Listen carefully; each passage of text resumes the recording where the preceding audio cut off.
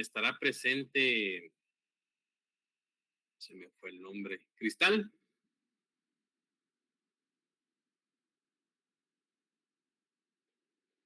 Cristal está por acá.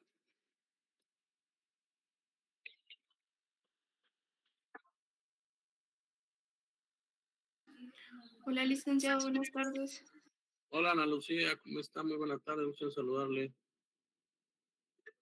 Gracias, licenciado, igualmente. Cristal estará por acá presente. Cristal, repórtese, por favor.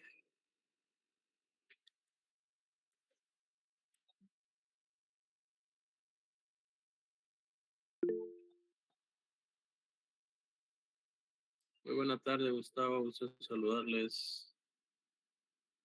Vamos a dar unos 2 minutos nada más. Ya vuelvo con ustedes, así se conectan todos los muchachos.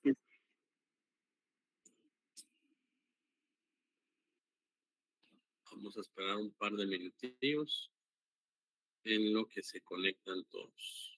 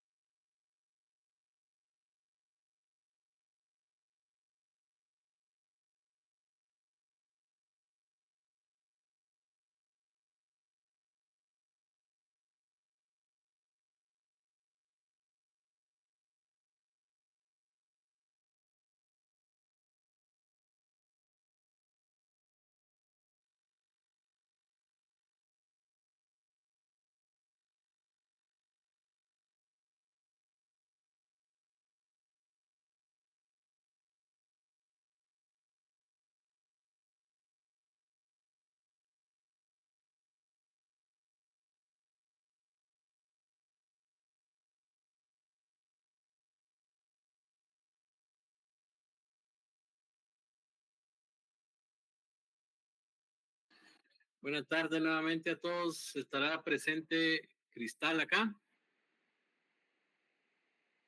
Sí, licenciado. Ok.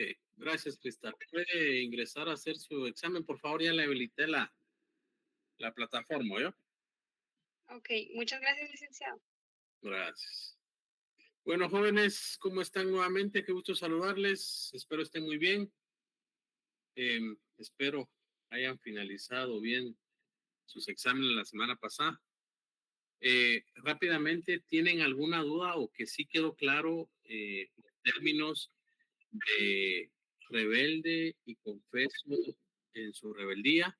Por favor, es muy importante que les quede claro todo eso, ¿oyeron? ¿Está claro todo eso, jóvenes? Por mi parte, sí, licenciado. Sí, está claro. Sí, Sí, licenciado. Bueno, entonces ya continuando con, y si igual manera, si ustedes tienen alguna duda, pueden preguntarlo. Yo les quiero compartir algo para que ustedes tengan la confianza, por favor, de preguntar. Y eso, pues, ya, tal vez cuando uno es estudiante, uno no lo ve de esa manera. Pero ya estando de este lado, uno siempre para los estudiantes, en este caso para ustedes, siempre trata de darles el mejor conocimiento que uno ha obtenido, ya sea por la lectura y por las experiencias que uno vive en las audiencias. Entonces, después de haber estado en la posición que ustedes están, uno, conforme los años, dice, ¿por qué no pregunté esto? ¿Por qué no pregunté lo otro? Entonces, sepan ustedes que detrás de cada diapositiva, detrás de cada cátedra que se da, hay muchas horas de trabajo, muchas horas de investigación, muchas horas de esfuerzo desde el punto de vista para que ustedes puedan sentirse pues bien en las clases. De esa cuenta, pues lo que uno espera, o por lo menos lo que yo espero es que ustedes tengan claro todo, o si tienen alguna duda, por muy mínima que sea, nos quedamos resolviendo la duda hasta que todos lo entiendan. Entonces, el objetivo no es ganar el curso, el objetivo es que ustedes aprendan, porque si ustedes si ustedes aprenden, perdón, por ende ganan el curso. Entonces, recuérdense que no están estudiando para el examen, están estudiando para la vida. Entonces, los exhorto a que con toda confianza puedan preguntar. Bien, después de haber trabajado lo que hemos hablado, vienen las excepciones. ¿Qué son las excepciones, estimados compañeros? ¿Qué son las excepciones para ustedes? Con sus palabras, ¿qué entienden ustedes por una excepción?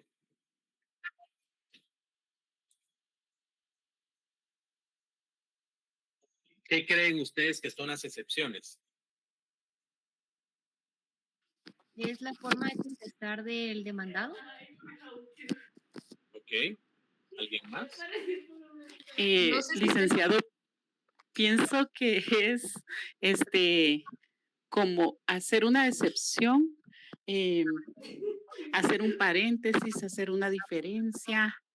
Puede ser que una cosa se haga de una manera, pero podemos hacer una excepción para hacerla de otra. Ok.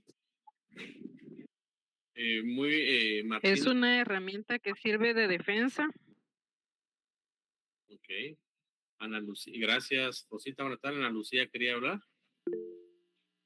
Sí, yo iba a decirle, no sé si estoy en lo correcto, pero lo entiendo como una oposición. O sea, pongámosle un ejemplo, yo presento una demanda y tal vez la otra parte no esté de acuerdo, y entonces esa va a ser su manera de como expresar su inconformidad a lo que yo estoy planteando o a lo que yo estoy pidiendo. Ok. A ver, ingeniero Alan, muy buena tarde, adelante. Buenas tardes. Para mí una excepción sería una manifestación que hace el demandado para parar el proceso y hacer una oposición que le compete a él y que cree que está en su derecho para hacerla manifestar en el proceso y que detenga el proceso en ese momento. Ok, muchas gracias. ¿Alguien más?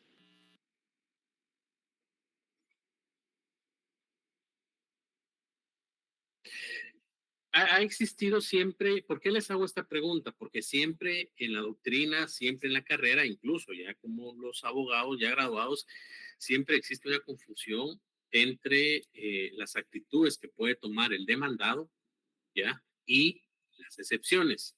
Es decir, recordémonos que ya cuando veamos impugnaciones, se establece que son los mecanismos que tiene la parte afectada para poder impugnar la sentencia que le ha perjudicado. Pero muchos piensan que la excepción es una actitud procesal que toma el demandado, y las actitudes procesales que toma el demandado, ya lo vamos a ver en un momento, pues únicamente es el allanamiento, ¿ya? La confesión, la contestación en sentido negativo, el allanamiento parcial, ¿ya? Entonces vamos a ver todo eso. Las excepciones como tal, sí son parte del proceso, porque es parte del proceso como tal, pero para que logremos comprender en nuestras palabras las excepciones, es ese derecho, es decir, es ese derecho subjetivo con que contamos o con que cuenta la persona que ha sido demandada para poder desde el principio, uno, neutralizar la demanda que promovió la parte actora. Y recordémonos que hay dos tipos de excepciones, las excepciones dilatorias y las excepciones perentorias. Las excepciones dilatorias lo que tratan es de depurar el proceso. Es decir, lo que hacen es venir y ustedes han visto que se han presentado, se presentan excepción dilatoria de demanda defectuosa. Entonces, en dado caso, cuando la parte actora presenta esto, le dice al juez y le expone cuáles son los puntos y le dice, le solicito que mientras no sea subsanable este requisito, usted, por favor, no le dé trámite a la demanda. O sea, son temas eminentemente cuestionables, pero las excepciones, por favor, jóvenes, las excepciones no es una actitud procesal que toma el demandado. Eso lo tenemos que tener claro. Las excepciones, ya, es ese derecho. ¿Por qué digo subjetivo? Cuando hablamos de subjetividad nos referimos a uno mismo. Es ese derecho subjetivo con que cuenta el demandado para poder neutralizar, es decir, para poder depurar el proceso o finalizarlo en el aspecto procesal que corresponde. Ya vamos a ver nosotros, conforme el Código de Trabajo, que se encuentran las excepciones dilatorias y las excepciones perentorias. La única diferencia con derecho civil es que en derecho civil se le denominan excepciones previas y en derecho de trabajo se le denominan excepciones dilatorias. Y las excepciones perentorias siguen siendo las mismas. ¿Está claro esto que acabo de explicar, estimados compañeros? Sí, más o menos, ¿no? Sí, licenciado. O sea que la excepción sería una actitud del demandado que sirve para depurar el proceso, que destruye la pretensión y ataca la falta de un presupuesto procesal, o sería el derecho que tiene el demandado, así como el actor tiene el derecho de interponer una acción, el demandado tiene el derecho de interponer una excepción. Así es, así es. Así como usted más claro no lo puede haber explicado. O sea, es ese derecho. Muchos dicen es un mecanismo de defensa. Sí, podría ser un mecanismo de defensa, pero recordémonos que la excepción lo que hace es venir, y como lo acaba de hablar claramente Martina, es depurar el proceso o finalizar el mismo. Es decir, ¿cómo se depura el proceso? Ya vamos a ver conforme el 116 del Código Procesal Civil Mercantil las clases de excepciones que hay. Y con relación a atacar el proceso o finalizar el proceso, ahí encontramos la excepción de prescripción, la excepción de cosa juzgada, ya, la excepción de pago, porque si eso se demuestra ante el juez contralor o ante el juez competente, no tiene sentido el juicio ordinario laboral que se está planteando. De conformidad con el programa, vamos a ver las clases de excepciones que caben en el procedimiento ordinario laboral, es decir, en el juicio ordinario laboral, y la oportunidad para excepcionar, oponerse a las excepciones, probarlas y resolverlas según su naturaleza. ¿Me explico? Como siempre buscamos una definición. Por favor, vamos a, esto yo se lo voy a trasladar a ustedes, pero según Guillermo Cabanela se establece que las excepciones constituyen el título o motivo que como medio de defensa, contradicción o repulsión o repulsa alega el demandado para excluir, dilatar o enervar la acción o la demanda del actor, ¿ya? Eduardo Couture señala que las excepciones constituyen ese conjunto de actos legítimos utilizados por el demandado para defenderse del ataque que en su contra ha emprendido el actor por medio de la demanda. Entonces, si se dan cuenta, Y el doctor Landrino Franco, que en paz descanse, establecía que las excepciones específicamente en el derecho procesal laboral constituyen las defensas utilizadas por el demandado para atacar, por un lado, la forma de la demanda y busca su depuración de la misma. Es decir, cuando hablamos de excepciones dilatorias, hablamos de la forma. Se está atacando la forma en que se está presentando esta demanda. Y cuando hablamos de excepciones perentorias, estamos hablando de el fondo. ¿Me explico? La pretensión principal del actor. Entonces, si se dan cuenta, en las tres definiciones que hemos leído, en ninguna dice o regula que es una actitud procesal del demandado. A lo mejor suena algo irrisorio lo que estoy mencionando, pero créanme, estimados compañeros, existe mucha confusión por parte de algunos estudiantes, incluso personas que se han preparado para los privados en establecer si la excepción es una actitud procesal o es una actitud que el demandado toma o es un mecanismo de defensa. Entonces, como lo explicaba hace un rato, estamos hablando de o estamos al frente de un mecanismo de defensa. Las clases de excepciones que regula nuestra legislación, estamos hablando de las excepciones dilatorias, las excepciones perentorias y las excepciones mixtas. Excepciones dilatorias o procesales. A ver, por favor, Génesis Galilea, léame el numeral 1, por favor.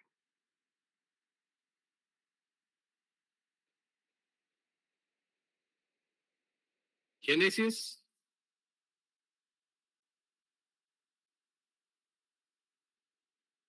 Ok. Si quiere lo ayudo, licenciado. Por favor, Ana Lucía, se lo voy a agradecer. Ok, dice, excepciones dilatorias o procesales son las defensas que postergan la contestación de la demanda para depurar el proceso y evitar nulidades ulteriores por vicios en la constitución de la relación procesal. Depurar y no retardar ni obstaculizar es el objeto de estas defensas, que muy a menudo se desnaturalizan por la malicia de los litigantes y sus asesores. Son excepciones sobre el proceso y no sobre el derecho. Ok, muchas gracias, Ana Lucía. Es decir, las excepciones dilatorias siempre van a atacar la forma del proceso. Es decir, siempre van a atacar la forma como tal, nunca van a atacar el fondo. Y ahí vamos a leer las otras dos y ya vamos a hacer el análisis correspondiente de lo que establece nuestro Código Procesal Civil y Mercantil. ¿Alguien que me lea el numeral 2, por favor?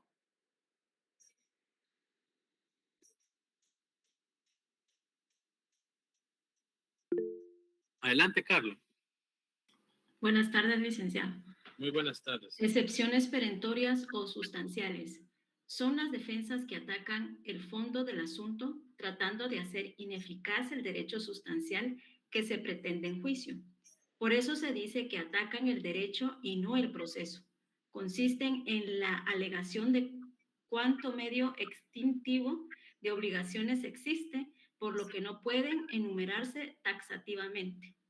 Muchas gracias, Carla. Es decir, contrario a las excepciones dilatorias o procesales, las excepciones perentorias o sustanciales, como se les conoce en la doctrina, van a sustanciar, va la redundancia, el proceso. Es decir, van a atacar el fondo de la pretensión del actor. Ya vamos a ver más adelante que las excepciones dilatorias están nominadas en el artículo 116 del Código Procesal Civil y Mercantil. Por eso les digo que aquí es un tema de cómo se dicen la denominación, pero ambas tienen los mismos efectos y resultados. En derecho civil se le conoce como excepciones previas y en derecho de trabajo se le conoce como excepciones dilatorias. Repito, las excepciones dilatorias o procesales atacan la forma del proceso y lo que buscan es depurar el mismo. Y las excepciones perentorias o las sustanciales, como se les conoce en la doctrina, atacan el fondo del proceso, es decir, que pretenden atacar el derecho, pretenden atacar el posible derecho que este trabajador tiene o que esta persona contenga. Y las excepciones mixtas, por favor, alguien que me las lea. Adelante, Rosita. Adelante, Rosy. Son las defensas que funcionando, no sé si me escucha, Sí, sí se le escucha. excepciones mixtas. Son las defensas que funcionando procesalmente como dilatorias provocan en caso de ser acogidas los efectos de las perentorias. Es decir, que se resuelve previamente como las dilatorias para evitar llegar a un juicio inútil, pero que aunque atacan el fondo del asunto como las perentorias producen iguales efectos al hacer ineficaz la pretensión. ¿Qué excepciones encontramos acá? Aquí encontramos las excepciones que regula el Código Procesal Civil y Mercantil en su artículo 116, cosa juzgada, ¿ya? Prescripción, transacción, caducidad no, porque ya vamos a ver en su momento que la caducidad no opera en materia laboral. Entonces, si ustedes se dan cuenta, el Código de Trabajo no estipula una clasificación específica con relación a las excepciones dilatorias que debe presentar. Pero, porque ustedes, o tal vez ustedes se preguntarán, entonces, ¿por qué se aplican las del 116 del Código Procesal Civil Mercantil? Recordémonos que hemos reiterado que el artículo 326 del Código de Trabajo establece que en cuanto no contraríen los procesos, procedimientos de este código, es decir, del Código de Trabajo, se aplicarán supletoriamente las normas del Código de Enjuiciamiento Civil, es decir, Código Procesal Civil Mercantil. Y al no tener un catálogo de excepciones dilatorias dentro del Código de Trabajo, por eso es que aplicamos supletoriamente el Código Procesal Civil y Mercantil. Alguien que me lea el artículo 326 del Código de Trabajo, por favor.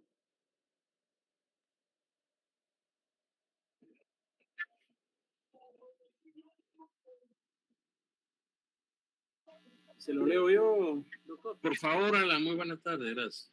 Artículo 326 del Código de Trabajo. En cuanto no contraríen el texto y los principios procesales que contiene este código, se aplicarán supletoriamente las disposiciones del Código de Enjuiciamiento Civil y Mercantil y de la ley constitutiva del organismo judicial. Si hubiera omisión de procedimientos, los tribunales de trabajo y previsión social están autorizados para aplicar las normas de las referidas leyes por analogía, a fin de que pueda dictarse con prontitud la resolución que decida imparcialmente las pretensiones de las partes. Las normas contenidas en este título se aplicarán a su vez si no hubiere incompatibilidad en el sentido de que las demás reglas del presente código, los únicos incidencias y recursos se tramitarán en la misma pieza de autos serán los que señalen expresamente este código. Los demás se sustanciarán en piezas separadas sin interrumpir el proceso. Los procedimientos y plazos procesales solamente quedarán interrumpidos cuando, llegando al momento de dictar sentencia o auto que ponga fin al proceso, hubieran incidentes o recursos sin resolver, cuando los mismos no deban resolverse en sentencia. Ok, muchas gracias, Alan. A darle la palabra a Dulce María. Entonces, es decir, este artículo, jóvenes, por favor, que no se les olvide y subrayenlo bien o memorícenselo, porque este artículo es el que, como decimos coloquialmente, les abre la puerta para aplicar el Código Procesal Civil y Mercantil, porque el Código de Trabajo, si se dan cuenta, en el único artículo que menciona las excepciones dilatorias es en el artículo 342, que ya lo vamos a ver, ¿ya? Entonces, de esa cuenta es que este artículo 326, por favor, sí deben de aprenderse. Cuando hablo directamente de las excepciones, ¿ya? Y aquí ya vamos a leer y vamos a hacer ese cuadro comparativo y nos vamos a ir directamente al Código Procesal Civil y Mercantil, debemos de analizar en donde muy brevemente se mencionan las excepciones dentro del Código de Trabajo. Alguien que me lea el artículo 312, por favor.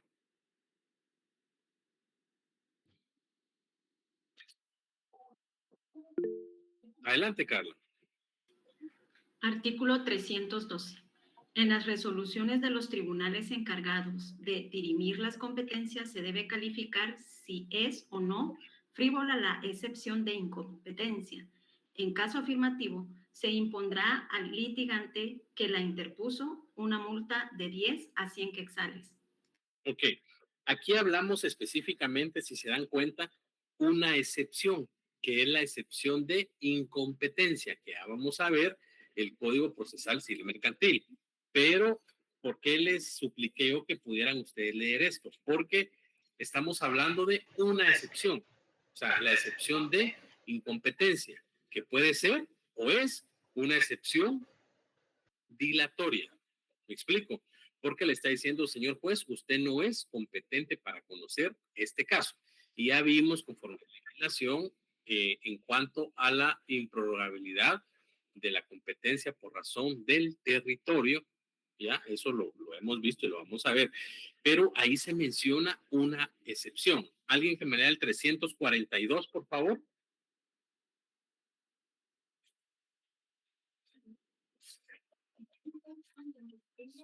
Jóvenes. Artículo Adelante. 300. Quien sea, por favor, Ana Lucía, gracias. Ok, 342. Previamente a contestarse la demanda o la reconvención y en la audiencia señalada para tal efecto se opondrán y probarán las excepciones dilatorias, salvo las nacidas con posterioridad, que se podrán interponer hasta antes de que se dicte sentencia en segunda instancia. En este último supuesto, la prueba de ella se recibirá en la audiencia más inmediata que se señale para recepción de pruebas del juicio o en auto para mejor proveer, si ya se hubiera votado la recepción de estas pruebas. Las excepciones perentorias se opondrán con la contestación de la demanda o de la reconvención, pero las nacidas con posterioridad y las de pago, prescripción, cosa juzgada y transacción se podrán interponer en cualquier tiempo mientras no se haya dictado sentencia de segunda instancia, debiéndose igualmente recibir la prueba de las mismas en la audiencia más inmediata que se señale para recepción de pruebas del juicio o en auto para mejor proveer si ya se hubiera votado la recepción de estas pruebas. Muchas gracias, Ana Lucía. Si se dan cuenta, bueno, alguien que me lea el artículo 343, por favor, y el 344.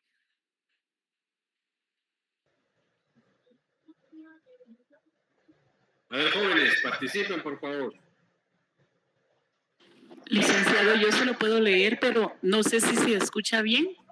Re bien se escucha, Martín. Ah, perfecto. Bueno, artículo 343.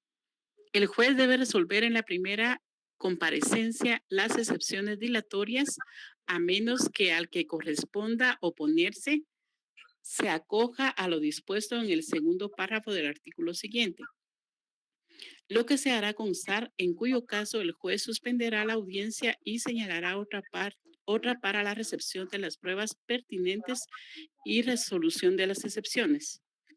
Si fueren declaradas sin lugar dichas excepciones, en esta propia audiencia deberá procederse conforme lo indicado en el artículo 335 y 344 de este código. Las excepciones perentorias y las nacidas con posterioridad a la contestación de la demanda o de la reconvención se resolverán en sentencia. Capítulo séptimo, pruebas. Artículo 344. Si no hubiere avenimiento entre las partes, el juez recibirá inmediatamente las pruebas ofrecidas. Toda prueba que no hubiere sido propuesta concretamente en la demanda o que no se aduzca igualmente en la contestación, en la reconvención, así como la impertinente o contraderecho, será rechazada de plano. Dentro de las 24 horas siguientes a la audiencia, el actor puede ofrecer las pruebas pertinentes para contradecir las excepciones del demandado, si no lo hubiere hecho antes. En el caso de excepciones interpuestas contra la reconvención, se observará lo dispuesto en el párrafo anterior. Muchas gracias, Martina, muy claro. Es decir, si ustedes se dan cuenta, jóvenes, ¿por qué la petición de que me apoyaran leyendo estos artículos? Porque el artículo 312 es el único que menciona específicamente la excepción de incompetencia, ¿ya?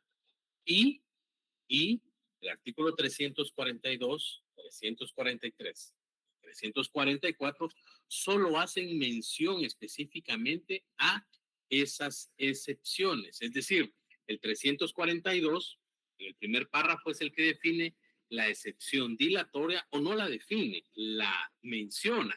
Y el artículo 342 también, en el segundo párrafo, pues obviamente ya menciona la excepción perentoria. Entonces, ¿por qué se le ha criticado? Que ese es un buen punto de tesis para ustedes, que el Código de Trabajo como tal, por ser jurisdicción privativa, al final todas las jurisdicciones son privativas porque cada área es especializada, pero al ser jurisdicción privativa, ¿ya? Pues obviamente tendría que tener sus propios procedimientos. Entonces, ahí de esa cuenta es que se le ha criticado siempre, incluso se han presentado propuestas de reformas al Código de Trabajo para que el propio Código de Trabajo tenga su catálogo de excepciones dilatorias, que, ojo, muchos dicen son las mismas del 116 y otros decimos que no tendrían que ser las mismas, sino que tienen que ser unas excepciones especializadas o especiales. Entonces, por la materia que es. Entonces, por eso es que siempre acudimos al Código Procesal Civil y Mercantil. ¿Me explico? Esa es la razón por qué acabo de leerlo. ¿Quedó claro lo que acabo de explicar? Sí, licenciado. Gracias, Martina. Sí, Atendiendo licenciado. a eso, sí, gracias, Rosita. Atendiendo a eso, por favor, nos remitimos todos con su código en mano, Código Procesal Civil y Mercantil, y me leen el 116, por favor. Adelante, Nedelia. Perdona, licenciado, solo con lo anterior yo tengo una duda y no me queda muy claro. ¿Qué es la reconvención? Ya lo vamos a ver. La reconvención es la contrademanda. Eso vamos a verlo en su momento. Porque, vean, aquí muy buena pregunta, pero aquí les estoy explicando específicamente las etapas del proceso. Para algunos que han estado en audiencias como la compañera María Isabel, pues a lo mejor ya se le facilita esto, pero a ustedes que no, les estoy explicando conforme el programa y conforme lo regula las etapas del juicio ordinario laboral. Entonces ya vamos a ver la reconvención, que es una actitud procesal que puede tomar el demandado. ¿Ya? Entonces ya lo vamos a ver, yo no tenga pena. ¿Alguien que me lea el 116 del Código Procesal Civil y Mercantil, por favor? Si gusta yo, licenciado. Por favor. Artículo 116. Excepciones previas. El demandado puede plantear las siguientes excepciones previas. 1. Incompetencia. 2. Litispendencia. 3. Demanda defectuosa. 4. De capacidad legal. 5. De personalidad. 6. Falta de personería. 7. Falta de cumplimiento del plazo de la condición a que se estuviese sujeta la obligación o el derecho que se haga valer. 8. Caducidad. 9. Prescripción. 10. Cosa juzgada. Y 11. Transacción. Ok, gracias, María. Entonces, ahí, por favor, ustedes pueden consignarles si gustan arriba de donde se denomina excepciones previas. En derecho de trabajo se denomina excepciones dilatorias. ¿Me explico? Porque así ustedes se van familiarizando con este término. Entonces, vamos a ver rápidamente. Esto me imagino yo que ya lo vieron ustedes en derecho civil. Esto ya lo vieron ustedes en derecho civil, ¿verdad?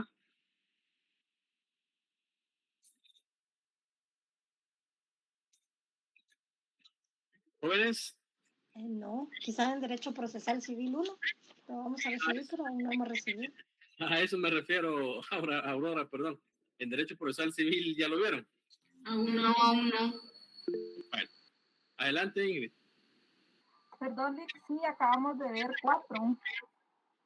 Ok. Entonces, si ustedes se dan cuenta, pues obviamente maneja los mismos términos, los mismos conceptos. ¿Ya? ¿Qué es la excepción de incompetencia? Pues la excepción de incompetencia ya lo hemos abordado, ya lo hemos analizado, que pues obviamente se pretende o se plantea cuando un juez al que se le presenta el caso no es competente para conocer el mismo. Es decir, en derecho de trabajo, recordémonos que es improrrogable la competencia por razón de la materia y por razón del territorio. Entonces, eso lo encontramos, si ustedes lo quieren consignar, ya lo vimos en el artículo 307 del Código Procesal Civil, del Código de Trabajo. Entonces, la incompetencia, pues es simplemente eso, ¿ya? Cuando un juez al que se somete el conocimiento de una demanda ordinaria laboral no es competente, la otra parte o la parte que ha sido demandada puede presentar una excepción de incompetencia y el juez pues obviamente está obligada a resolverla. Ya vamos a ver ahí cómo se manejan este tipo de audiencias, ¿oyeron? Entonces que creo que eso no tiene mayor explicación. Esto lo encontramos regulado en el artículo 307 de nuestro Código de Trabajo. La litispendencia, ¿ya? ¿Qué es la litispendencia? ¿Qué es la litispendencia, jóvenes? Hay otro juicio que está iniciado y no está finalizado en materia familiar al asunto que se quiere hacer. Así es, Alan, muchas gracias. Es decir, hay personas que de una u otra manera presentan, y lo siguen haciendo todavía, presentan la misma demanda 2 o 3 veces. Antes esto se daba mucho cuando recibían los propios juzgados, es decir, se iba directamente a presentar la demanda al juzgado, o sea, a un juzgado que había en una unidad, en 2008, 2007, estoy hablando, no años tan atrás, y ellos las asignaban a los juzgados, pero no las calificaban, sino solo las recibían y las enviaban a los juzgados. Entonces, una persona podía presentar una demanda hoy y la asignaban al juzgado séptimo y presentaba la otra demanda el día de mañana y la asignaban al juzgado cuarto. Entonces, las personas lo hacían con, y más que todo, prácticas de abogados, que yo no comparto, pues, pero la forma de ellos lo hacían para ver con qué juez caía. Mira, es que el juez cuarto es mejor, tiene mejor criterio, el juez séptimo no, porque tal vez es así, es así. Entonces, lo hacían. Entonces, como lo dice Alan, la litispendencia, cuando le notifican al demandado 2 procesos, él dice, bueno, entonces, ¿qué es lo que hace uno? Mire qué audiencia es la más lejana.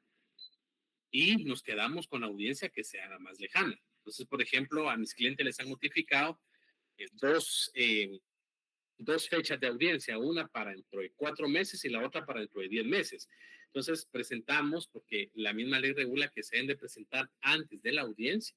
Es más, todavía incluso presentamos un memorialito en donde se dice que se tenga que conocer, que ahora vamos a explicar cómo se presenta, porque el Código de Trabajo es claro en cuanto a cómo se debe llevar el procedimiento. Entonces, para estar en el punto, como dice Alan, no es más que decirle al juez, ya hay en otro proceso o en otro juzgado el mismo proceso con las mismas personas, con los mismos reclamos, y por lo tanto yo le digo a usted que por favor se abstenga de conocer el presente caso y lo remita a donde se está conociendo. Esa es la litispendencia. ¿Me explico? La demanda defectuosa. Pues obviamente demanda defectuosa, aquí no hay mayor tema que explicar en cuanto a que ojo, y esto sí es muy relevante y esto sí se los quiero compartir para que ustedes pues puedan tenerlo claro.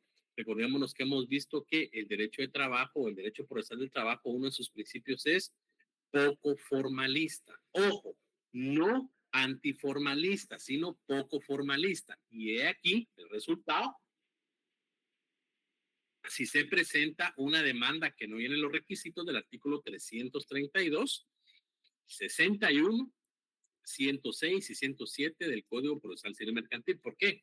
Porque dependiendo, como decimos nosotros, el colmillo o el olfato del abogado que vaya a defender, uno ya por la práctica y por los años uno dice, aquí cabe una excepción de litispendencia, incompetencia, demanda defectuosa, lo que sea. Pero sí, eso se los va a dar a ustedes la práctica nada más, pero la demanda defectuosa en síntesis es esa excepción que se puede presentar cuando la demanda no cumple con los requisitos que establece el 332 del Código de Trabajo, 61, 106 y 107 del Código Procesal Civil Mercantil. Aquí no hay mayor tema que explicar. la falta de capacidad legal, ¿ya? Es decir, cuando la persona no tiene la capacidad o la aptitud para actuar personalmente dentro del proceso, ¿ya? Es decir, vimos en el código, lo vemos en el Código de Comercio, el concursado, el que se ha declarado en quiebra, el condenado, ¿ya? Recordémonos que en Guatemala toda persona es inocente hasta que no se le demuestre lo contrario. Entonces, cuando hablamos de falta de capacidad legal, es esa excepción que se presenta cuando la otra parte no tiene la capacidad legal para poder presentarse en juicio. Después vemos la falta de personalidad, ¿ya? Aquí pues no hay mayor tema que explicar porque estamos hablando que se fundamenta en la carencia de cualidades o calidades necesarias para comparecer en un juicio. Cuando hablamos de cualidades, obviamente nos referimos a todos los presupuestos y a todos los atributos que tiene la persona. Y las calidades, perdón, nos referimos también a esos conocimientos que pueda tener. La falta, ¿hay alguna duda con lo que acabo de explicar anteriormente? Solo no me alcancé a leer cómo es la última que aparece en la diapositiva anterior, licenciado. Falta Gracias. de personalidad. Gracias. No se preocupen a los ¿cuál es la diferencia entre personalidad y personería, jóvenes?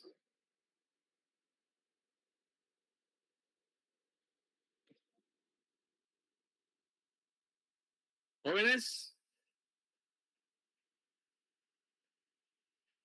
¿Están ahí? Aquí tiene que ver lo del mandato. Por ahí va la cosa. ¿Qué es la personalidad? Ya lo hemos visto.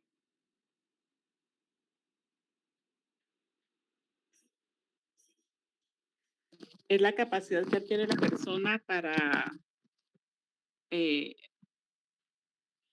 obtener derechos y obligaciones. ¿Y qué es la personería? Eso creo que es la representación, pero no tengo claro el concepto por el momento. Pues por eso estamos preguntándolo. Es la representación que ¿Será la tiene representación que se da por medio de un mandato? para representar a otra. diría yo. Milsa. ¿Alguien más? La falta de legitimidad, doctor.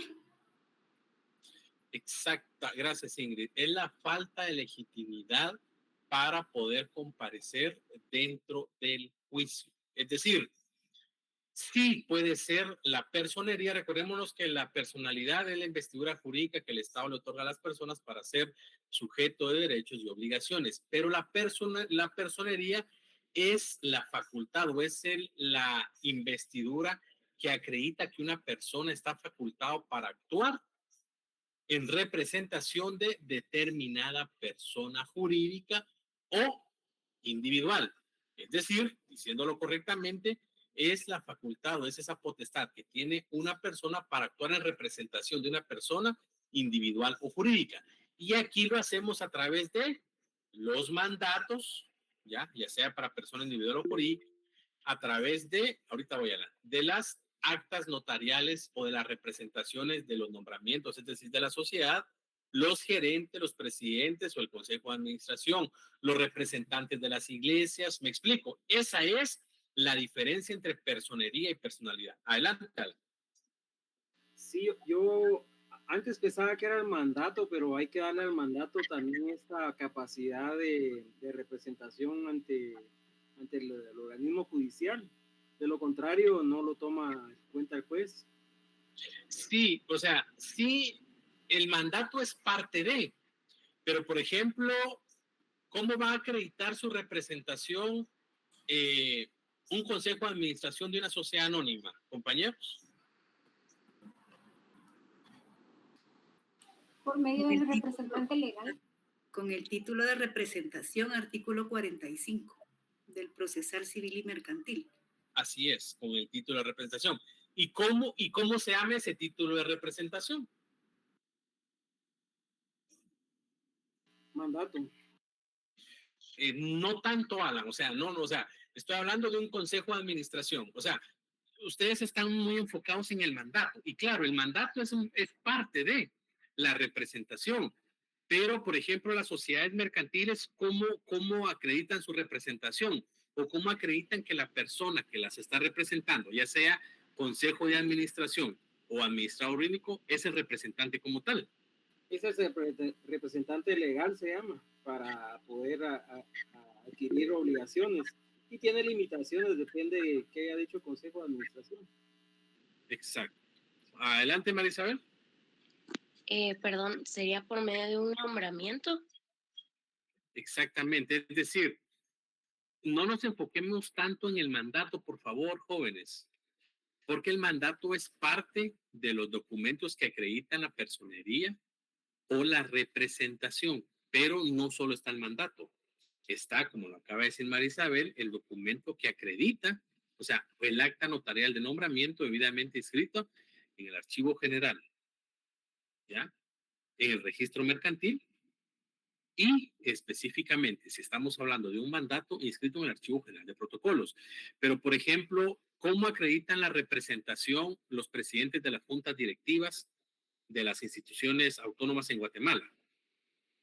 A través del acta o a través del nombramiento que les otorga la persona o el sector con que los nombra y a través del acta de toma de posesión.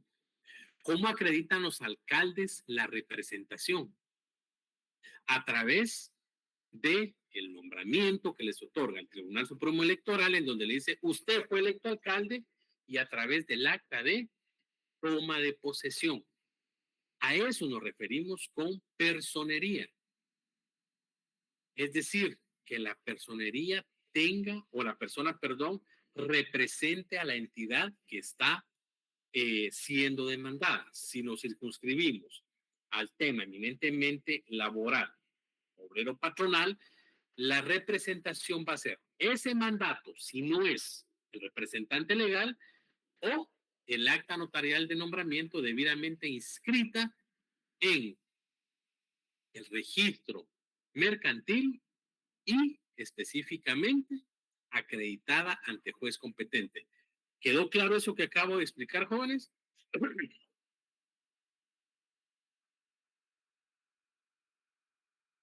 Sí, ¿no? Más o menos. Compañeros. Más o menos, Lic. ¿Por qué, Rosita? Porque ahora me confundí un poquito, pero no sé si yo soy la que me estoy haciendo bolas. Diga, ¿qué dudas tiene? Porque entonces la falta de personalidad, ¿qué es entonces? La falta de personalidad. ¿Qué es la personalidad, Rosita? Es ejercer derechos y obligaciones.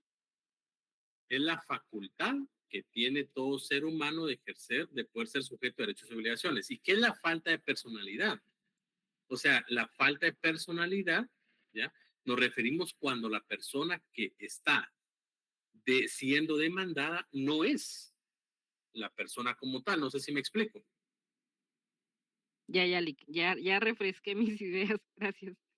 ¿Ya me captó?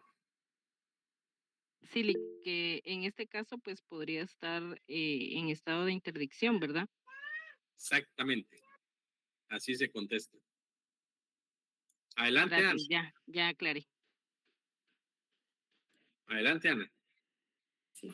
Sí, licenciado, buenas tardes. Entonces, podemos decir que la falta de personalidad es cuando el actor no tiene la cualidad necesaria para reclamar un derecho. Exacto. Así es. Y la falta de personería, cuando la persona que actúa representando aquí, digamos, al actor, digamos, no cuenta con esa representación adecuada. Exactamente. Ok. Muchas gracias, licenciado. Gracias. Aquí, ojo, se puede presentar actor y demandado, porque recordemos que vamos a las etapas del proceso, pero así como lo acaba de explicar Ana. ¿Está claro, jóvenes? Sí, licenciado. Ok. Falta de cumplimiento del plazo de la condición a que se estuviera sujeta la obligación o el derecho que se haga valer. Esta excepción no se aplica tanto en el derecho de trabajo, porque obviamente recordemos que el derecho de trabajo tiene sus propios procedimientos, pero esto se da más que todo en derecho civil cuando, por ejemplo, se demandan los títulos de crédito. Los títulos de crédito, estamos hablando de las letras de cambio, estamos hablando de los pagarés, estamos hablando de las cédulas hipotecarias, cuando de una u otra manera el que demanda dice que pues obviamente no le ha sido pagado o incumplió la obligación, y el otro presenta una excepción de falta de cumplimiento al plazo de la condición a que estuviera sujeto a la obligación o el derecho. ¿Por qué? Porque el otro puede decir es que la cédula hipotecaria, la letra de cambio se vence en 2 años y no ahorita. Entonces, esas son las limitantes específicas que se dan a este tipo de acciones. Entonces, esta excepción se plantea más que todo en derecho civil, pero es importante que la aclaremos. ¿Oyeron? La caducidad. ¿Qué es la caducidad? Jóvenes, ¿se recuerden que ya lo vimos? ¿Qué es la caducidad, estimados compañeros?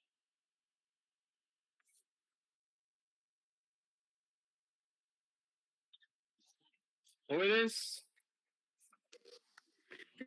Son plazos, licenciado. Okay, ¿alguien más? Que sea terminado. La pérdida de validez. Ok.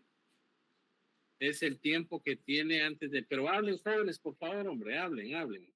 No sé si estoy bien, pero es cuando yo presento mi derecho a tiempo, pero por alguna circunstancia lo dejo pendiente y de ahí después lo vuelvo a retomar. Así es, Ana Lucía. Es decir, recordémonos que en derecho civil, pues obviamente la caducidad de la instancia la vamos a encontrar regulado en el artículo 588 y es como dice claramente Ana Lucía, cuando yo presento mi derecho a tiempo, pero por temas ajenos o que de una u otra razón nos desconocemos, la persona ya no le da seguimiento o no activa el proceso. ¿Alguien que me lea el artículo 588 del Código Procesal Civil y Mercantil, por favor?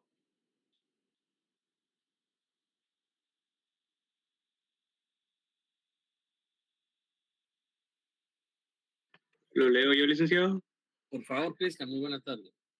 Artículo 588, principios de caducidad. Caduca la primera instancia por el transcurso de 6 meses sin continuarla. La segunda caduca por el transcurso de 3 meses.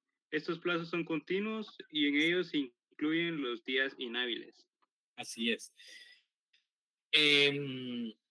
Ya lo vimos. ¿En derecho de trabajo aplica la caducidad? No. No, licenciado. ¿Por ¿Nos qué? indicó que no existe? ¿Por qué? Que es por el impulso del proceso. Así es, Carla. Esta excepción de caducidad, yo he visto varios abogados que presentan excepciones de caducidad en el derecho de trabajo y está bien pues porque al final están intentando, pero siempre son declaradas sin lugar porque en derecho de trabajo la caducidad no existe. ¿A qué me refiero? Es decir, por el principio de impulso procesal de oficio, el mismo juez, una vez emitida la sentencia, de oficio él instaura las demás etapas del proceso. Entonces, este principio pues sí aplica específicamente para el derecho civil, pero no aplica para el derecho de trabajo. Eso pues obviamente ya lo manejan ustedes. Y la prescripción, ¿qué es la prescripción, jóvenes? Cuando pasa el periodo de un derecho que uno tiene, digamos eran 5 años y uno lo presenta en 5 años un día, ya no tiene derecho porque se prescribió el derecho. Cuando se vence un plazo, licenciado. Ok. ¿Alguien más?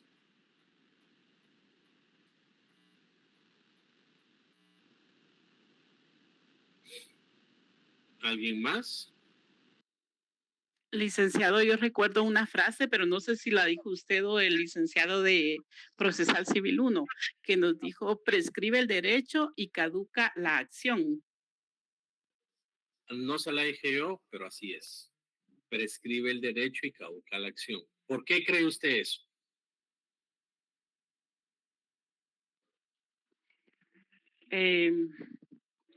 Porque la prescripción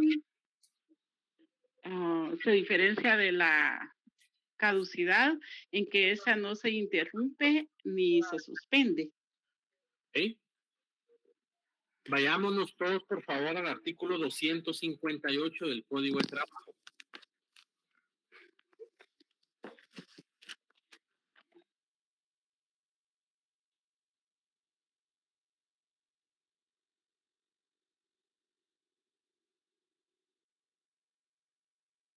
¿Se lo leo, licenciado? Por favor. ¿Sí? Artículo 258. Prescripción es un medio de librarse de una obligación interpuesta por el código o que sea consecuencia de la aplicación del mismo mediante el transcurso de cierto tiempo y en las condiciones que determina este capítulo.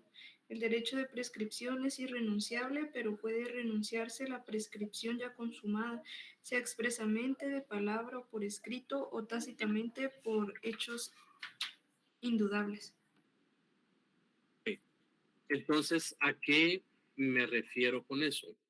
Clases de prescripción, estamos hablando de derecho civil y lo que quiero ver es si de verdad se recuerdan de eso o reforzamos, porque para el derecho procesal laboral ustedes tienen que tener muy claros esos conceptos. Clases de prescripción, jóvenes, ¿se recuerdan ustedes de eso?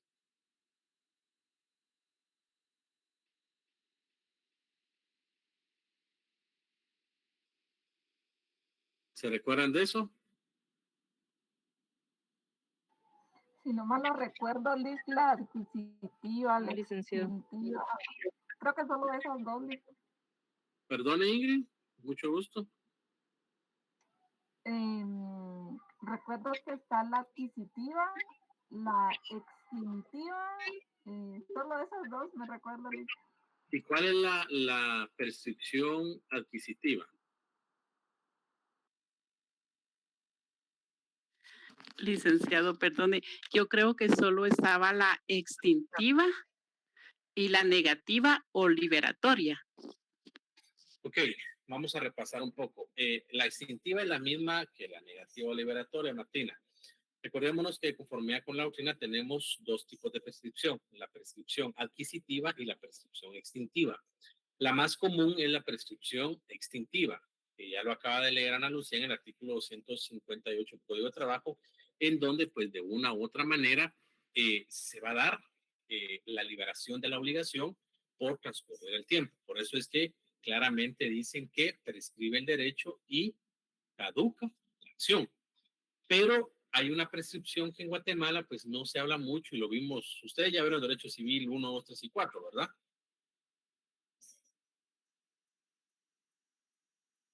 Sí, licenciado. Sí, ok, ¿y se recuerdan cuando la usucapión ustedes? ¿Qué es la usucapión? ¿Qué es la usucapión? Son los modos de adquirir la propiedad. El derecho. Sí, por favor, díganos con toda confianza. ¿Qué es la usucapión? No sé si es un derecho real de mero goce. Mediante el tiempo. Se utiliza sobre todo en la titulación supletoria cuando hay un terreno que no tiene dueño y uno lo ha tenido en posesión por pacífica y que todos saben de ella por 10 años. Uno puede pedir el derecho de titulación supletoria y esto es parte de la usucapión. Así es, entonces, para la vida, para la doctrina, para el examen y para el privado, clases de prescripción adquisitiva y extintiva. La adquisitiva, el claro ejemplo que se da siempre es la usucapión. Y recordémonos que cuando son bienes inmuebles, estamos hablando de conformidad con el artículo, tienen a la mano su código civil. Sí, licenciado. Sí, licenciado. Háganme favor, léanme el artículo 651. Si no es 51, es 52. Léanme el 651, por favor. Prescripción 651. Ajá. ¿Es la prescripción de inmuebles, licenciado? Así es. Sí, bueno. Salvo disposiciones especiales, el dominio sobre bienes inmuebles y demás derechos reales sobre los mismos se adquiere por prescripción por el transcurso de 10 años, los bienes muebles y semovientes por el de 2 años.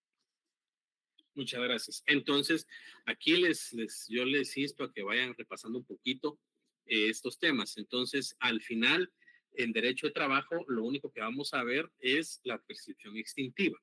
Me explico que obviamente, como lo decía Martina, está la negativa o liberatoria. Al final, la extintiva siempre va a ser la negativa o liberatoria porque va a liberar a la persona, ¿ya? Y esa excepción que se presenta, ya, excepción de prescripción, que se presenta como dilatoria, pero va a tener un efecto de perentoria, porque va a destruir el proceso, o sea, va a atacar el fondo del proceso. Si imaginemos, están solicitando la indemnización de 20 años y a los 6 meses la persona presentó su demanda, ¿qué le espera al trabajador si la presentó a los 6 meses? Que el derecho a la indemnización ya no le compete. Le competirán o tendrá derecho a las irrenunciables que prescriben el tiempo de 2 años. Entonces, esto ya lo vieron ustedes. Yo les recomiendo que se puedan leer del artículo 258 al artículo 268 del Código de Trabajo, en donde ustedes van a encontrar todo lo referente a la prescripción. ¿Me explico? Y luego encontramos la excepción de cosa juzgada. ¿Cuál es el sentido de la excepción de cosa juzgada? El sentido de esta excepción va encaminada a proteger, ya, el Estado de Derecho, va encaminado a proteger la independencia judicial, pero principalmente va encaminada a defender esas resoluciones judiciales, ya, en donde ya ha sido fijada una sentencia como tal y la persona, si no está de acuerdo, solo puede venir y plantear su impugnación, no iniciar un juicio ordinario laboral en donde se empieza, como decimos, corre y va de nuevo, porque si no, no tendría sentido en un juicio ordinario laboral. Entonces, es importante que tengamos claro que la excepción de cosa juzgada es, tal y como lo establece la ley positiva, es esa institución destinada a proteger las resoluciones judiciales, ¿ya? Porque con eso se garantiza el Estado de Derecho. Alguien que me lea el artículo 155 de la ley del organismo judicial.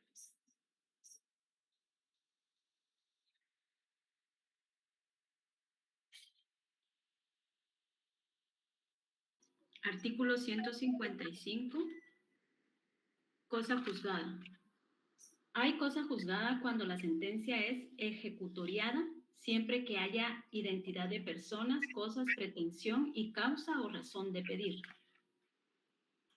Muchas gracias. ¿Y la transacción? ¿Qué es la transacción, estimados amigos?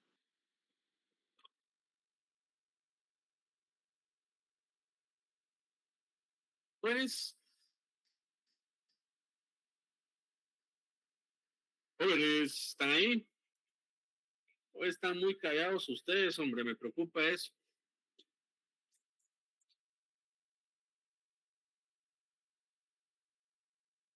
¿Qué es la transacción? Es cuando se concluye una controversia. Sí, pero ¿cómo se concluye, Rosita?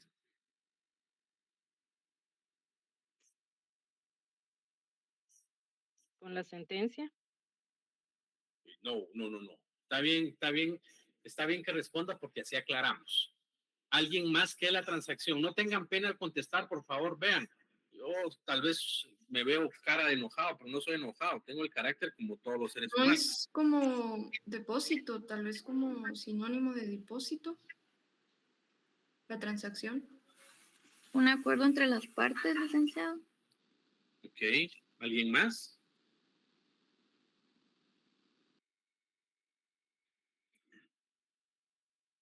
Código Civil, por favor, artículo, gracias Gustavo, artículo 2151, alguien que me lo lea.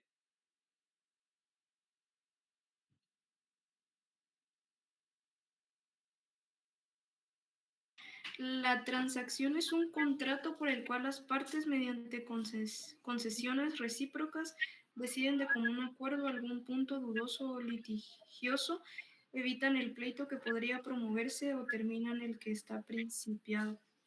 Ok, la transacción es una excepción por la cual se presenta y ahí no se presenta, ojo, para atacar la otra parte, sino lo que se hace es que ya esto regularmente lo presentamos mucho en derecho civil.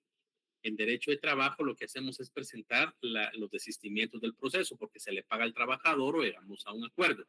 Pero en la transacción es ese, tal y como lo acaba de leer Ana Lucía en el artículo 2151 del Código Civil, el cual regula que la transacción es ese contrato por la cual las partes, ojo, mediante concesiones recíprocas, ¿ya? Esa es la clave, deciden de común acuerdo, segunda clave, finalizar el proceso ya iniciado o terminan el que se está principiando. Es decir, viene Génesis y demanda a Ana Lucía por X o Y razón, un juicio.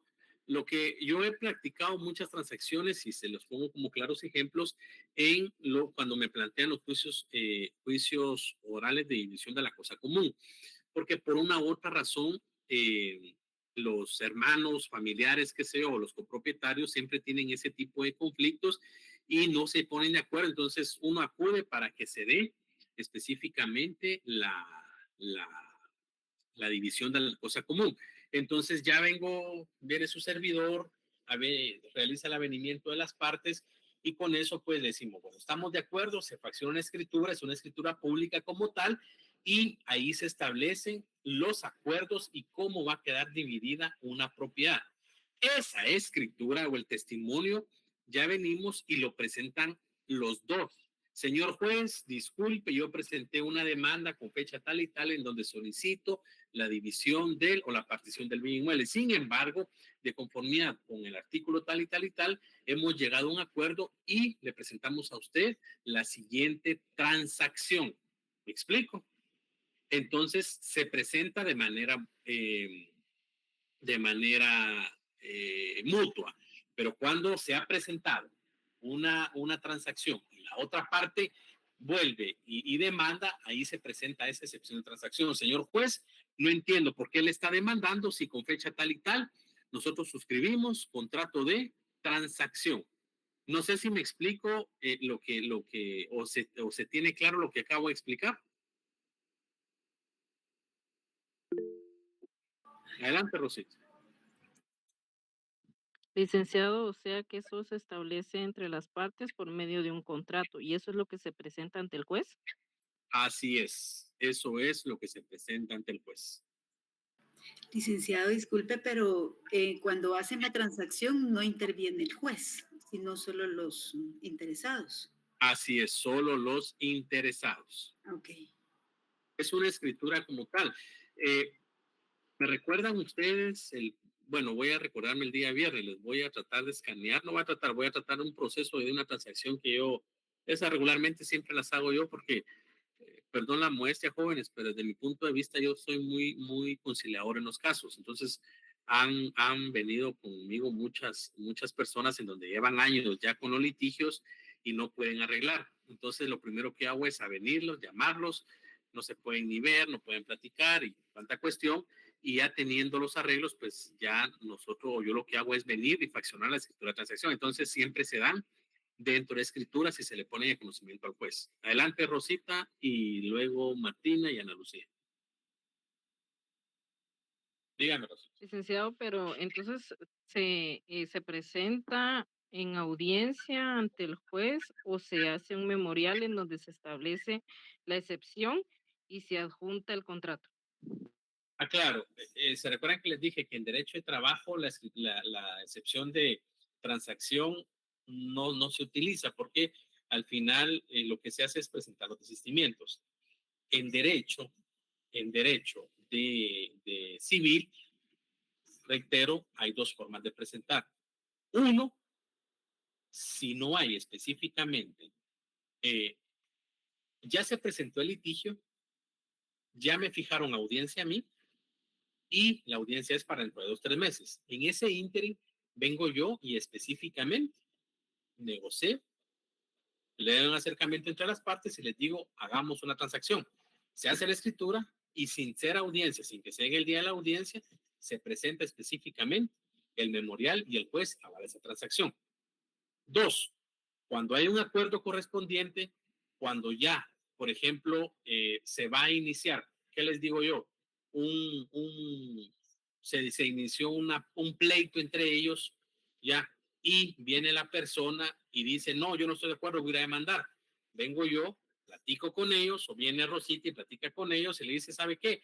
Hagamos una transacción. Entonces se consignan los puntos.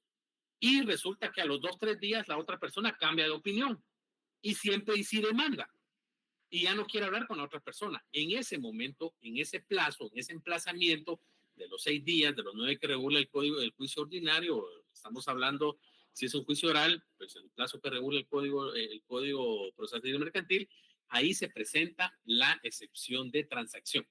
Entonces el juez va a decir, bueno, ¿y usted qué? ¿Usted está de acuerdo o no está de acuerdo? Así es como se trabaja eso. Yo, Rosita y compañeros. No sé si quedó claro. Sí, licenciado, gracias. Ok.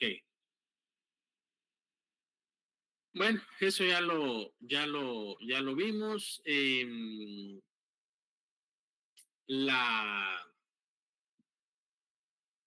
Alguien que me lea el artículo 2152, por favor, del Código Civil, porque ahí están los requisitos. Licenciado, perdone. Yo solo quería preguntar si la transacción no es lo mismo que la conciliación, ¿verdad? Tienen que diferenciarse en algo. Lo que pasa es que la transacción es un acto puramente no procesal, sino extrajudicial. Tienen el mismo efecto, pero son dos aspectos distintos, porque la transacción, estamos hablando, ojo, la transacción y la conciliación se pueden dar previo del juicio, pero la transacción es algo que queda plasmado entre las partes y la conciliación puede quedar plasmado entre las partes o ante un juez. ¿Me explico? O sea, Sí, no licenciado, gracias. es lo mismo, pero producen los mismos efectos, porque la conciliación lo que hace es venir y finalizar el proceso, pero recordemos que tenemos conciliación total o conciliación parcial. Si lo hablamos desde un punto de vista del juicio ordinario laboral, tenemos la conciliación por el pago de las prestaciones irrenunciables, pero no tenemos la conciliación por el pago de la indemnización. Entonces, se acepta el pago de las irrenunciables, pero sigue el juicio con el pago de la indemnización. Entonces, sí tienen los mismos efectos, pero no es lo mismo. ¿Yo, Martín? Sí, licenciado, gracias. Ok, ¿alguien que me lea el 2152, por favor? Adelante, Norelki. Artículo 1152. Para que la transacción sea válida, se requiere, número 1, que las partes tengan capacidad para disponer de lo que sea objeto de la transacción. Número 2, que las cosas o cuestiones sobre las cuales se transigue sean dudosas o litigiosas. Número 3, que las partes se prometan, cedan o den algo recíprocamente. Y cuarto, que cuando se celebre por medio de mandatario, éste tenga facultad especial, no solo para transigir, sino para actos y contratos derivados de la transacción que necesiten facultad especial. Muchas gracias. ¿Queda claro cuál es la excepción o qué es la transacción, jóvenes? Sí, licenciado. ¿Seguros? Adelante, Alan. O sea que se recomendaría más que todo al empleador, mire, mejor lleguemos a un acuerdo antes de que se le condene a costas y las multas que tendría. Es lo mejor. Lo que yo les voy a comentar, Alan y compañeros, no está en la ley, no está en ningún reglamento ni nada, pero en lo personal, la premisa que yo manejo es que es mejor arreglar los procesos extrajudicialmente y no de manera judicial, porque desde mi punto de vista hay varios tipos de abogados, pero un tipo de abogado y el mejor abogado es aquel que solventa y arregla los problemas sin siquiera pisar una grada de los tribunales. Entonces, como lo dijo Alan, lo recomendable es, mire, mejor solventemos. Y ahí es donde nos cuesta con los patronos, a ustedes, con nuestros clientes, con nuestros trabajadores. Yo mañana tengo una audiencia que no sé cuánto me irá a durar, pero al final, realmente, ahí no hay ganancias líquidas. va a depender, Gustavo, o sea, desde qué punto de vista lo ve usted.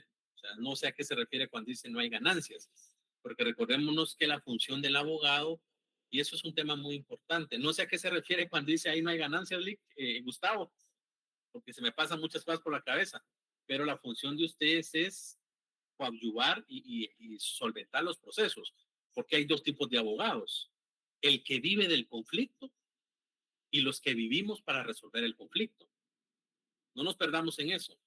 Los abogados que viven del conflicto son los abogados, y yo respeto mucho la forma de ser de ellos, pero no la comparto. Son los abogados que le sacan al patrono o al cliente o al trabajador, más hablando del cliente, mire, hay que presentar esto y esto y esto, y lo tienen en tribunales 10, 12 años.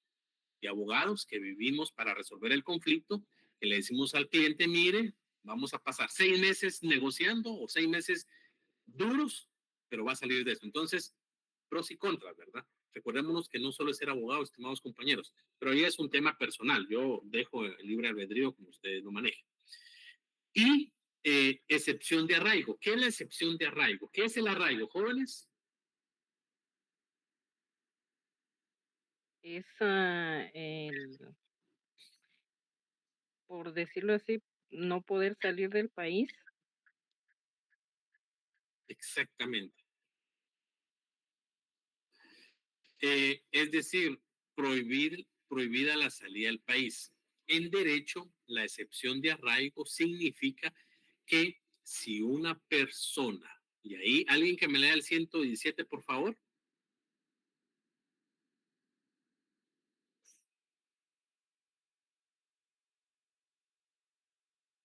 Yo les agradezco mucho a todos aquellos que están escribiendo, pero yo los insto, por favor, a que hablen. No tengan miedo al hablar. Vean qué pena, no quiero sonar cansón, ni ser repetitivo, ni aburrido, ni caer mal, pero hablen. Se recorrerán de mis palabras. 117 ¿de qué código, licenciado? Disculpe. Civil y mercantil.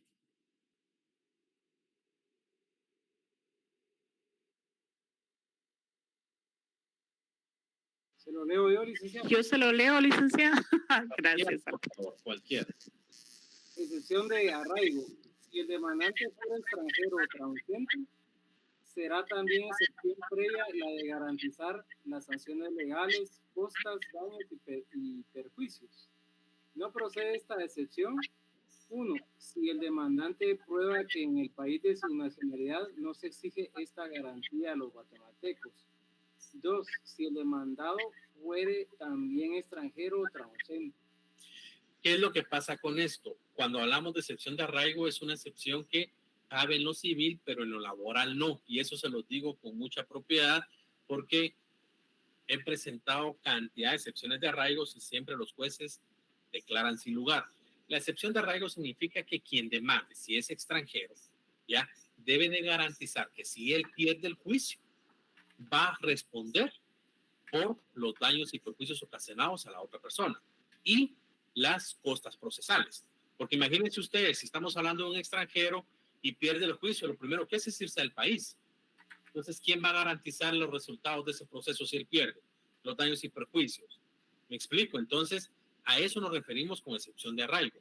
Si la persona que está demandado es extranjero o transeúnte, debe de garantizar, previo a, y el juez le ordena, previo a continuar, usted deposite tanta cantidad de dinero en la cuenta del organismo judicial, porque eso sirve para garantizar el proceso. O 2, a través de un bien hipotecario, a través de lo que considere, por favor, usted garantice los resultados del proceso, porque, ojo, el hecho que alguien demande no significa que va a ganar el proceso.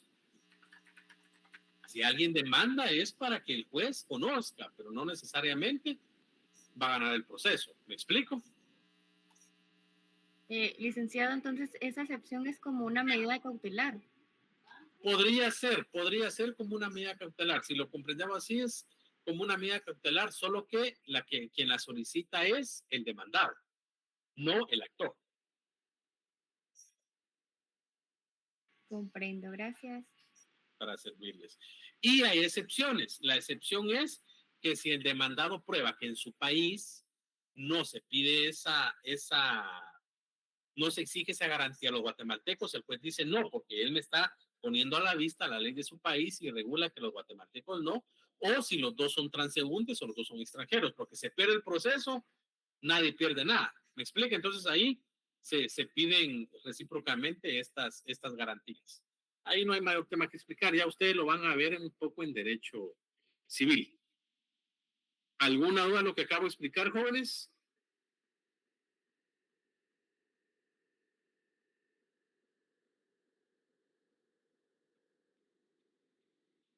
Jóvenes, adelante, Rosita. Disculpe, Adelante, licenciado, ¿quién dijo que presentaba la excepción de arraigo? el demandado. Gracias. El demandado, Rosita. Porque él es el que dice, mire, el que me está demandando es extranjero o transeúnte. Entonces, si él pierde, ¿quién me va a garantizar a mí los daños y perjuicios y las costas procesales de los abogados que yo voy a pagar? Ese es el objetivo de eso. ¿Alguna duda, estimados amigos? No, licenciado, todo claro, gracias. Bueno, Ana Lucía, muchas gracias. Vean, yo tengo muy identificado a las personas que participan, les agradezco enormemente. Yo, no son palabras lo que les digo, me siento muy contento, muy motivado con este grupo que somos. Son muy demandantes, son muy inteligentes, son muy perspicaces, son muy audaces y eso es bueno. Yo de verdad, mire, me siento privilegiado. El privilegiado aquí soy yo por estar teniendo un grupo como ustedes. Entonces les agradezco mucho y pues ya me voy familiarizando con los que participan y con los que no han querido participar, pues yo los insto a que hablen, a que gracias por los mensajes, pero no me lo digan por escrito, díganmelo por favor de manera oral, porque eso nos va a ayudar a familiarizar un poco antes de que la universidad pues obviamente aperture. Entonces les agradezco mucho. Me siento honrado de estar con ustedes recibiendo esta cátedra. No son palabras ni es por chaquetearlos, como decimos coloquialmente.